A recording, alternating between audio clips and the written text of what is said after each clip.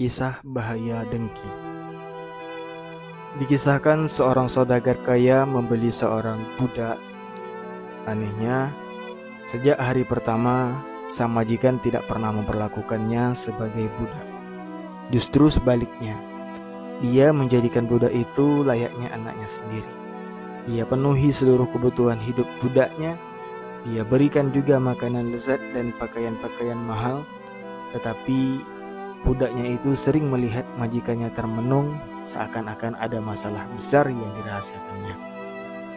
Pada suatu hari, sang majikan berkata kepada budaknya, "Tahukah engkau mengapa aku memperlakukanmu sebaik ini? Aku ingin engkau melakukan satu hal permintaanku, dan bila engkau melakukannya, seluruh harta kekayaanku ini menjadi milikmu."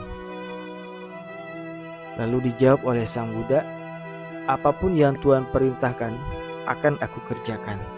Tuhan telah memberiku kehidupan. Bagaimana mungkin aku menolak permintaan Tuhan? Katakanlah apa yang sebenarnya Tuhan inginkan. Kemudian engkau harus bersumpah terlebih dahulu untuk melaksanakannya," kata majikannya. "Baiklah," jawab si budak, "aku bersumpah akan melakukan segala permintaan Tuhan." Setelah merasa yakin kepada budaknya, berkatalah si majikan, "Nanti malam engkau harus memotong leherku di atap rumah tetanggaku itu." Si budak kaget bukan main. "Bagaimana mungkin aku akan membunuh Tuhan? Justru kalau engkau membunuhku di atap rumah tetanggaku itu, engkau telah membuatku bahagia," kata sang majikan.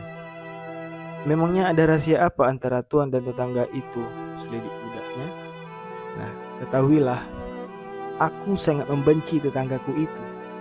Kami berdua bersaing, tapi dia selalu melebihi aku dalam segala hal. Aku terbakar perasaan dengki kepadanya, aku dendam kepadanya. Oleh karena itu, dengan kematianku nanti, dia akan diseret ke pengadilan dan dipenjara.